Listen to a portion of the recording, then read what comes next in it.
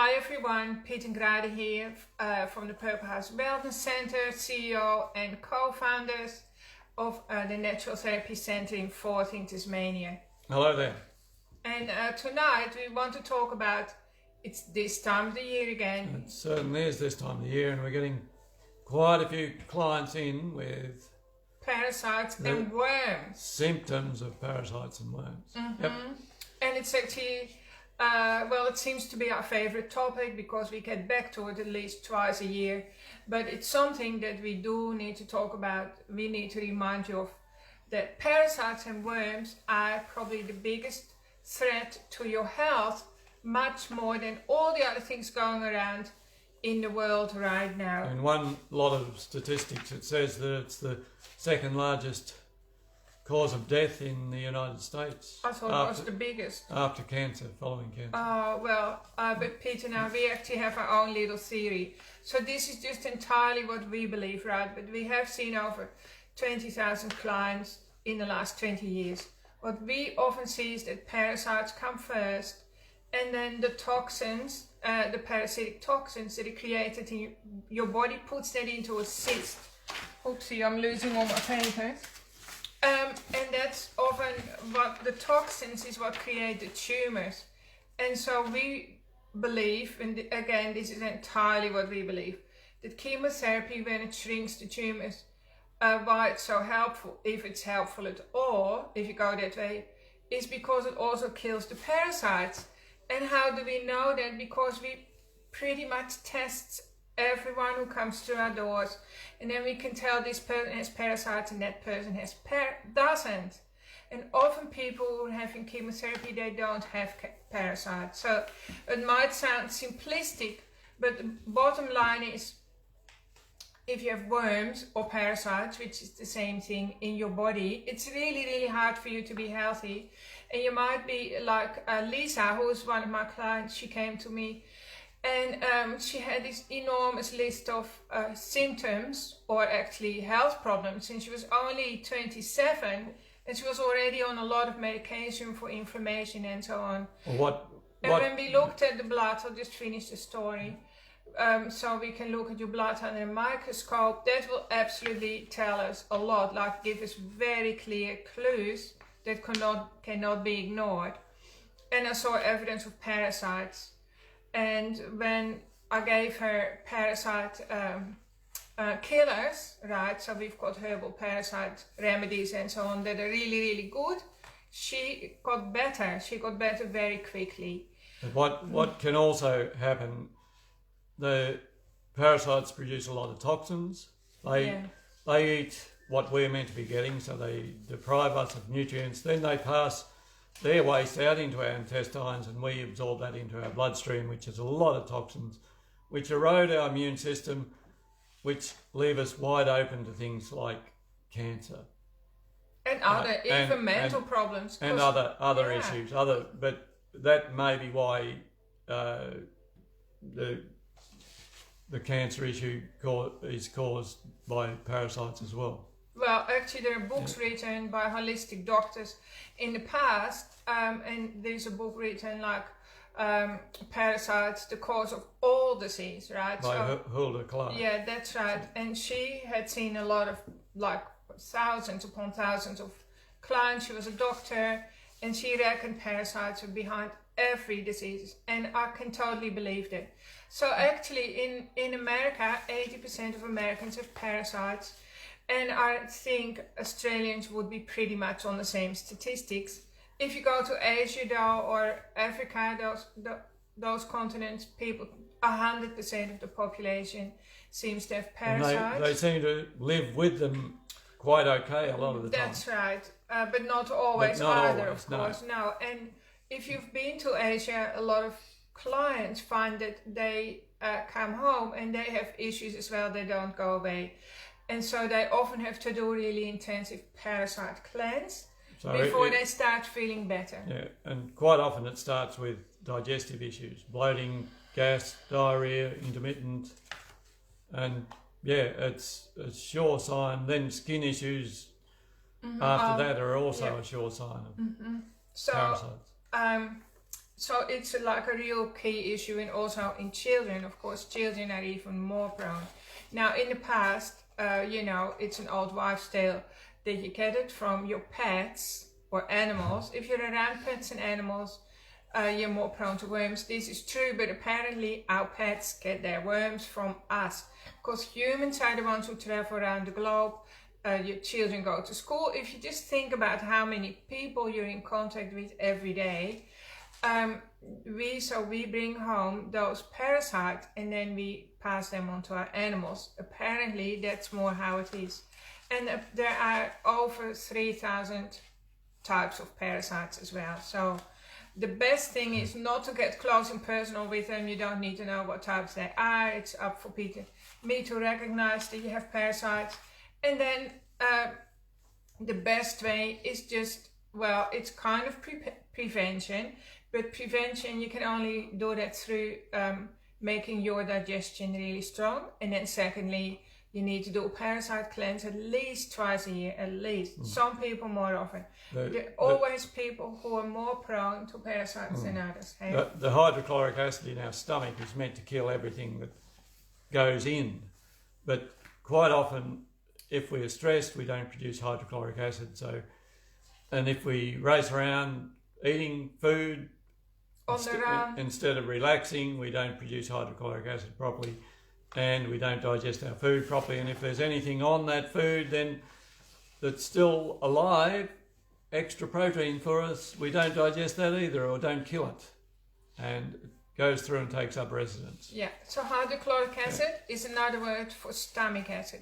Now, most people, when they get heartburn and bloating and that kind of stuff, think they have too much stomach acid, but the real truth is 99% of the time you're not making enough stomach acid. And so if you're going to take antacids, or if you have been taking Nexium or Prozac or whatever, what is it, Losec, all the common names, you probably have worms in your body as well. They stop the acid production in the stomach. So like we get worms and stuff from touching supermarket trolleys, or just being around, just being alive. That's where you get them from. And our body has its own inbuilt protection. So the first firewall, literally antivirus wall in your computer, the first firewall is your stomach acid or hydrochloric acid, which isn't very strong anymore in most people, not even in children in today's world. So that needs a boost. So we recommend beta and HCl. I've written it in an article so you can read it and go through it. Apple cider vinegar would be another good one. For children, we highly recommend fermented olive leaf extract. That's really great for the immune system as well, and it tastes quite yummy. It's and it has superfoods and probiotics, and it supports. It's a good parasite cleanse. And diatomaceous earth is another one that is kind of standard, but there are a few people who fall through the cracks who are taking diatomaceous earth, and the parasites are still not disappearing. So that's then we've got this homeopathic tincture, worm and parasite cleanse. So the homeopathic tincture supports your body. It kind of wakes your body up to recognize, hey, I have worms and parasites, so I better kill them. Then there's a 3-week cleanse of paraphyte, which includes 2 types of wormwood and clove and black walnut tincture. Really good. This is so good. So it kills the eggs as well as the adults. Yeah. And so let me just read out 23 warning signs. Is that okay with you, Pete? Yep. Okay. Gives me a break. Some of these warning signs, you wouldn't know that it's got to do with parasites. And if I've forgotten anything, Pete, please fill me in, okay? So here's one. The first one, a bluish tint around your lips. Okay, that's a common one. Dark circles under your eyes. A history of allergies. If your tummy is distended or bloated, regardless of what you eat. If you have diarrhea and constipation, right? If you, grind your teeth at night. Teeth grinding is a sure sign, especially in children. If they're grinding their teeth at night, they need a worm cleanse. If you have sugar cravings, persistent acne, your nose is itching or your bottom is itching, if you always have or have anemia. Okay, wait a second. Bad breath, chronic fatigue, a low-grade fever, this is your warning sign, PMS, puffy eyes, pale skin, palpitation, sinus congestion, abdominal discomfort, ringing in your ears, depression, anxiety, insomnia, lethargy, loss of appetite, moodiness, weight gain or weight loss. Or excessive appetite in kids. Or actually sometimes they go off their food, so this opposite works just as well. I mean, that's also, if they go off their food, you have to always be aware that it's probably worms. Excruciating belly aches and immune system disorder. We had a couple of kids brought to us that have had belly aches that they've been to the doctor, they've been to specialists, and they can't diagnose anything. And one of them had to lie down on a cold floor to get rid of their belly aches. And that had been going on for years. One lot of parasite cleanse, worming, and the belly aches were gone. Yeah.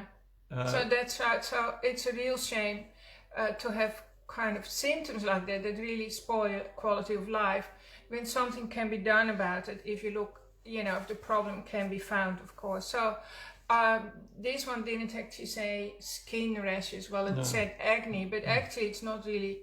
Well, acne can be the case, but it's also like just any kind of unexplained skin rashes. You always have to think of worms or parasites. It's the toxins coming out through the skin.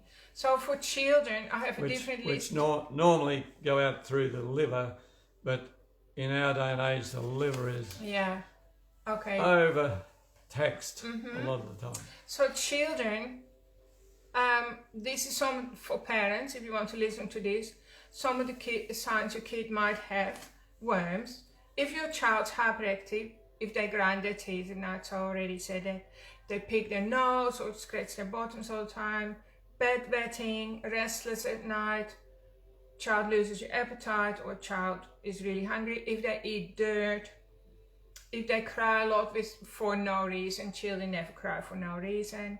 If they pull their hair out, so that's a common one as well. If your child suffers from light sensitivity, the frequent blinking, so if they have twitches and blinking and squinting, bleeding gums, or bleeding from the nose and the rectum. I think that's all I wrote about for children. Oh no, it keeps going, sorry. Persistent cough, so like colds. If your child has convulsions, recurrent headaches, blotchy rashes, that's really what I meant to say, a low-grade temperature, and of course dark circles around the eyes and a bluish tint around the lips. So of course it can mean other illnesses too, right? But even if you have another illness and there are parasites behind it, the other illness is still not going to get better. I'm losing my papers. Quite often when people come and we see the signs of parasites in the live and dried blood, they're disgusted. They get all coy and disgusted. They're ashamed or something. Disgusted about it. But if you didn't have parasites, you'd probably be 1 in a million. That's right, and there's nothing to be ashamed about. It's just part of life, but we need to get rid of them every now and then so we can have a healthier, better life. Mm-hmm. Yeah. It's just the risk of being a human being, right? And there's absolutely nothing to be ashamed about.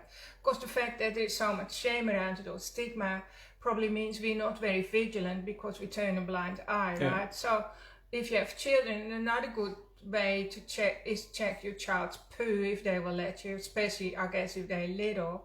But you can't, when they get older, they won't let you do that anymore. So I'll put that article on Facebook, so you can check the symptoms, check the box. I was just remembering one of my early shifts on medical ward when I first became an RN up at Launceston. A woman was admitted with really bad abdominal pain for investigation, and well, we had to get a urine specimen, which everyone has their urine tested upon arrival to the hospital. I gave her a pan, and when I went to collect it, she had got rid of her bellyache. The pan was full, a writhing mass of worms. Yeah. Okay, that was quite shocking for you, isn't it? Well, it wasn't. I can tell you lots of worm stories, but we better not. But actually, our eldest son. That's in Launceston. That's in Tasmania. That's right. Yeah. And I want to tell you something like Joe, that's our son, who's a local vet. One time he was telling me he was doing an operation on a dog, I think, and some worms dropped out on the floor or whatever. And I mean, everything is totally hygienic. So, but before he had a chance to collect them or clean them up, they just quickly spread out everywhere. So worms are so geared towards life. And we read another story once, or we might have heard it once in a workshop, that scientists in a laboratory, they put worms in bleach, in parasites in bleach, and then froze them, right? And so a year later, something, they defrosted the mixture, and have to guess what? They were alive again. So worms know what it takes to preserve themselves, to preserve their lives, right? And be their nice host. So it's just an awareness. Just strip back all the emotions, strip back the shame. We just do something about it. When I grew up, we had a wormwood bush just outside the kitchen window, and we were lined up every so often for a tea brewed from the fresh wormwood bush. And people in the old days used to do, castor oil every Saturday morning. The kids had to line up. Not so much in Holland though, but more in Australia or English-speaking countries. They had to line up and have a tablespoon of castor oil, which of course is before my time, I think. Big purge, right? So that would clean out your bowels. But I remember some of my siblings in Holland had like really big worms. I don't know if you have them in Australia, like tapeworms. So like they can be meters long. When they were little. With worldwide travel, they'd be everywhere. Yeah. So. Your siblings are now in Australia. Yeah, so we were all shocked and horrified in the family. So these two siblings, they had to go on a real strict diet. Actually, the GP in those days, so that's like 55 years ago, he told my siblings, my mum, that they had to go on a really, really strict diet, a sort of a diet that worms hate. I can't remember what it was now. And they had to eat lots of papaya, which is pawpaw, for the enzyme though. So like now we sell enzymes. So enzymes, this is for instance a really good enzyme. We have lots of enzymes. They help break down proteins, and worms are proteins, so they help get rid of the worms. So I remember with my younger brother and sister, so they were younger, so I was quite concerned for them. It seemed to take weeks, or something like 6 or 7 or 8 weeks, right? So now in today's world we have much better stuff, like, so you can go to the chemist as well. Some people prefer to do that and get the chocolate stuff, but if you do that, the worms are back in 3 weeks time. So you really do need some natural support as well. So please come in and check out what we've got on our shelves. Check out my article. I've got heaps of recommendations written, and you can buy all the products online, and you can do the whole family, and then you can rest assured, that you're doing the best for your body. And then some people, like the average person, really needs to do this twice a year, but some people who are more prone, you might have to do like a worm cleanse. A couple of our kids were more prone than the others. Every 3 months, it doesn't matter, because it really doesn't matter, because it's just nothing to do, right? So you just need to pop a tablet in your mouth. Make sure you support your body like with what we recommend, and it's done, and you feel heaps better. People actually do feel better within 1 or 2 days. And so I'll finish by saying one person, now a couple of people that I had, they had the most excruciating type of headaches that literally crippled their lives, and they'd had it for like 5 years or longer. And so the headaches would come and go, and that was also caused by worms. Because I guess your brain is your well, your first brain, but it has such a strong connection to your gut. And it's the toxins that they give out that we absorb into our bloodstream, and they go everywhere. These people, they stopped having those excruciating headaches. They got their lives back. So I'm really happy about that, because if you don't do anything about worms, you know, they can stay alive in your body for your whole lifespan, 60 years or 80 years or 90 years or whatever. Plus they're reproducing. That's right. So it's not a good idea. So thanks for tuning in and staying with us the whole time while we're talking about this yucky subject. But we're actually talking about you, something that you really need to know.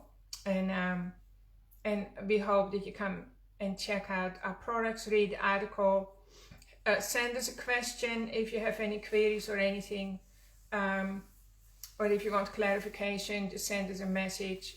And looking forward to book in, have your bloods looked at. It's fascinating. That's right. We look at the blood under the microscope. There's heaps to see.